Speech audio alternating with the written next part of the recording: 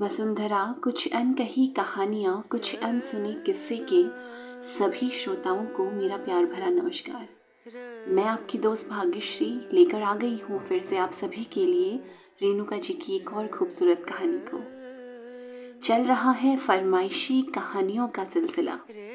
पिछली बार अमित जी की फरमाइश पर आपने सुनी थी अनुराग कहानी, और आज इस कहानी की फरमाइश हमें भेजी है मंदसौर से हर्षिता बालवानी जी ने। इस कहानी के सभी पात्र एवं घटनाएं काल्पनिक हैं। किसी भी प्रकार की समानता मात्र संयोग होगा। हर्षिता जी द्वारा क्या फरमाइश की गई थी ये मैं आपको कहानी के अंत में बताऊंगी। कहानी का नाम है घर का भेदी। ये नाम भी हर्षिता जी द्वारा ही सुझाया गया था। तो हर्षिता जी की फरमाइश पर रेणुका जी द्वारा रचित एक बहुत खूबसूरत कहानी घर का भेदी आप सभी के लिए। गैस पर उफनते दूध की आवाज़ सुन दीपशिखा ने जल्दी से मोबाइल रखकर नॉब की तरफ हाथ बढ़ाया, मगर दूध बाहर जा चुका था। आज सुबह से ही उसका किसी काम में मन नहीं लग रहा था। बार बार मोबाइल उठाकर दीपशिखा अपने सोशल अकाउंट्स खोलती और निराश होकर मोबाइल रख देती थी। एक समय था जब दीपशिखा इस मोबाइल से परेशान थी। घर के काम तो तब भी ठीक से नहीं हो पाते थे। कारण था कस्टमर्स के ढेर सारे फ़ोन कॉल्स। लेडीज़ आइटम की छोटी सी दुकान ने देखते ही देखते घर का पूरा फ्लोर घेर लिया था। एक तरफा चलने वाली दुकान के बलबूते पर दीपशिखा ने लोन उठाकर रहने के लिए ऊपर एक फ्लोर अलग से बनवा लिया था। पति की कमाई केवल रोजमर्रा की ज़रूरतें पूरी करती थी। बच्चों की फीस एवं अन्य खर्चे जैसे बच्चों की, बड़ों की दवाइयाँ आदि का खर्च, यह सब कुछ सोच पाना भी मुश्किल था। तभी तो दीपशिखा ने बच्चों और सासू माँ के प्रति अपनी जिम्मेदारी को देखते हुए घर पर रहकर ही कमाई करने का साधन खोजा था। ईश्वर की दया से दीपशिखा की मेहनत और तेज दिमाग रंग लाया। आसपास की सोसाइटी से सभी महिलाएं उसकी दुकान पर ही आती थी सामान खरीदने के लिए। मगर पिछले कुछ महीनों से दुकान में अचानक मंदी सी आ गई थी। दीपशिखा समझ नहीं पा रही थी कि ये सब कुछ क्या हो रहा है। पहले तो नई कलेक्शंस की फोटोज शेयर करते ही आइटम्स की बुकिंग शुरू हो जाती थी। सुबह शाम दोपहर दुकान पर भीड़ लगी रहती थी, और हो भी क्यों ना, सभी जानते थे कि सबसे अच्छा और सस्ता सामान दीपशिखा की दुकान पर ही मिलता है। मगर अब ऐसा नहीं होता। कुछ ग्राहक आते भी हैं तो बहुत कम दाम देने पर अड़ जाते हैं। दीपशिखा ने पूजा पाठ, वास्तु शास्त्र सभी का सहारा लेकर देख लिया, पर बात नहीं बनी। घर के खर्च निकाल पाना अब बहुत मुश्किल हो रहा था। ऊपर से लोन की किश्तें, ये किसी धीमे से जहर की तरह दीपशिखा और उसके पति को खाए जा रहे थे। दीपशिखा यूं तो मृदुल स्वभाव की महिला थी।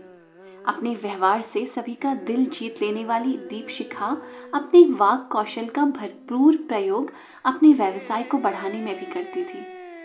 मगर अचानक से आए परेशानियों के इस बवंडर ने उसे चिड़चिड़ा बना दिया था। इसके चलते एक दिन बच्चों की लड़ाई में दीपशिखा अपनी पड़ोसन से उलझ बैठी। छोटी सी बात का बतंगड़ बन गया और आरोप प्रत्यारोप का दौर शुरू हुआ। बड़ी होशियार है तू, सब होशियारी तेरी पता चल गई है। आए दिन मायके का बहाना बनाकर कहाँ जाती है, सब जानते हैं। लोगों को बड़ा बेवकूफ़ बनाया तूने। हर चीज़ दुगने दाम में बेच बेच कर बंगला खड़ा कर लिया। पड़ोसन के मुंह से यह सब बातें सुनकर दीपशिखा सन्न सी रह गई। पड़ोसन आगे कहती जा रही थी, लेकिन दीपशिखा को जैसे ना कुछ सुनाई पड़ रहा था, ना ही समझ आ रहा था। उसकी जुबान पर जैसे लकवा मार गया था। कुछ भी सोच समझ पाने में अक्षम दीपशिखा चुपचाप घर के अंदर चली गई। अपने व्यवसाय को सफल रूप से चलाने के लिए जो बातें उसने आज तक राज रखी थी, वे सारी बातें पड़ोसन के मुंह से सुनकर दीपशिखा की हैरानी का कोई ठिकाना नहीं था। काउच पर निढाल सी बैठी दीपशिखा बार बार यही सोच रही थी कि ये सब बातें घर से बाहर गई तो गई कैसे। तभी सासू माँ की आवाज उसके कानों पर पड़ी, जो शायद ऊपर किसी से फोन पर बतिया रही थी। घर के काम में तो पहले से ही ध्यान नहीं रहता था इसका, अब तो आस पड़ोस में झगड़ा भी करने लगी है। गैस पर दूध उफना पड़ा है, रोटियां भी नहीं बनी अब तक। पहले तो दुकान का बहाना करती थी, अब दुकान में कोई फटकता भी नहीं, तब भी घर के कामों का ये हाल है। ईश्वर ही मालिक है हमारा तो। सासू माँ की बातें दीपशिखा ने सुनी तो उसका माथा ठनका। जब से सासू माँ सुबह शाम टहलने जाने लगी हैं, तभी से दुकान में ये सभी दिक्कतें आ रही हैं। कहीं उन्होंने तो नहीं। दीपशिखा को कुछ समझ नहीं आ रहा था, वह जो सोच रही है उसमें कितनी सच्चाई है। दोपहर में दीपशिखा सरला आंटी के घर पहुंची, यह सोचकर कि सरला आंटी काफ़ी समझदार महिला हैं और अपनी बहू का कितना सहयोग भी करती हैं, वे ज़रूर मदद करेंगी। अरे दीपशिखा, आज तुम यहाँ कैसी हो बेटा? घर में सब कैसे हैं? सरला आंटी के हर शब्द में एक अपनापन सा होता है, जिसके बल पर ही आज वो यहाँ आई थी। परंतु दीपशिखा की हिम्मत नहीं हो रही थी कि वे सरला आंटी से अपनी मन की बातें पूछे। उसने बनावटी सी मुस्कान के साथ कहा, मैं अच्छी हूँ आंटी, आप कैसी हैं? दीपशिखा थोड़ी देर इधर उधर की बातें करती रही। बात बात में कभी वो सासू माँ को, तो कभी उनके साथ टहलने वाली सहेलियों को, तो कभी दुकान की बातों को ले आती और फिर रुक जाती। तभी सरला आंटी ने उसे टोकते हुए कहा, बेटा मैं जानती हूँ तुम बातों बातों में क्या पूछना चाह रही हो, मगर तुम्हारे घर में झगड़ा फसाद ना हो इस डर से मैं चुप हूँ। आंटी की बात सुनकर दीपशिखा को लगा कि उसका शक सही है। उसने कहा, आंटी मैं वादा करती हूँ मैं किसी से कुछ नहीं कहूँगी, मगर मेरा ये जानना बहुत ज़रूरी है, मेरा व्यापार पूरी तरीके से नुकसान में जा रहा है। दीपशिखा की आंखों में आंसू उभर आए। उसकी स्थिति देखकर सरला आंटी ने कहा, बेटा तुम्हारी सास ने जब से हमारे संग टहलना शुरू किया है, वो आते ही बताना शुरू कर देती हैं कि वे तुमसे कितना असंतुष्ट हैं। कुछ महिलाओं को दूसरे की घर की बातें सुनने में बड़ा मज़ा आता है और इसीलिए वे तुम्हारी सास को उकसाया करती हैं कि वे कुछ कहें। एक दिन कमला ने कहा, क्या बात है नीलू, बीच बीच में कहाँ गायब हो जाती हो, टहलने क्यों नहीं आती?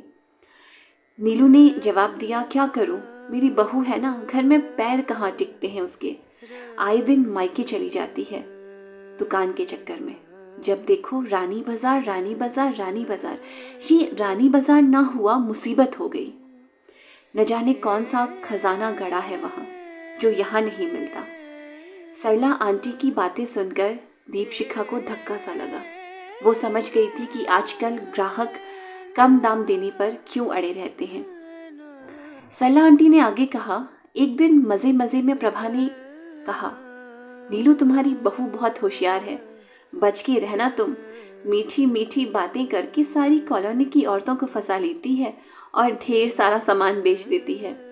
तभी नीलू ने तुरंत कहा, हाँ तो मैं इन औरतों की तरह कच्ची थोड़ी ना हूँ, सब जानती हूँ। वो शेर है तो मैं सवा शेर हूँ। यहाँ की औरतें तो इतनी मूर्ख हैं कि मेरी बहू दुगने दाम में सामान देती है तो वो भी इन्हें सस्ता लगता है। सरला आंटी की बातें सुनकर दीपशिखा का धैर्य टूटने लगा। उसकी मनोभाव उसके चेहरे पर उभर आए। तभी सरला आंटी ने पानी का ग्लास उसकी तरफ बढ़ाते हुए कहा, देखो दीपशिखा, बातें तो बहुत हैं, पर जो हो गया उसे कहने से कोई फायदा नहीं। मगर इतना जान लो, तुम्हारी सास की ये सब बातें सुनकर पूजा तुम्हारे व्यवसाय के सारे भेद जान गई थी और उसने अपनी बहू को ये सारी भेद बता दिए। अब उसकी बहू ने भी लेडीज आइटम्स की दुकान खोल ली है यहीं पास की कॉलोनी में। तुम्हारे ही व्हाट्सएप ग्रुप से जुड़कर पूजा ने तुम्हारे सभी ग्राहकों से संपर्क बना लिया। जहां से तुम सामान खरीदती हो वहीं से उसकी बहू सामान लाकर कम दामों में अपनी दुकान पर बेच रही है। इसीलिए तुम्हारी दुकान के सारे ग्राहक अब वहां जाने लगे हैं। सरला आंटी की बातें सुनकर दीपशिखा सब कुछ समझ गई थी। व्यापार में आने वाली सभी परेशानियों की वजह वो जान चुकी थी। वह मन ही मन सोच रही थी कि कोई पूजा पाठ, कोई वास्तुशास्त्र उसके व्यापार को अब नहीं बचा सकता। हर्षिता जी की इच्छा थी कि कहानी के माध्यम से दर्शाया जाए कि यदि घर के बड़े घर के भेद खोलते हैं तो बच्चे कभी तरक्की नहीं कर पाते।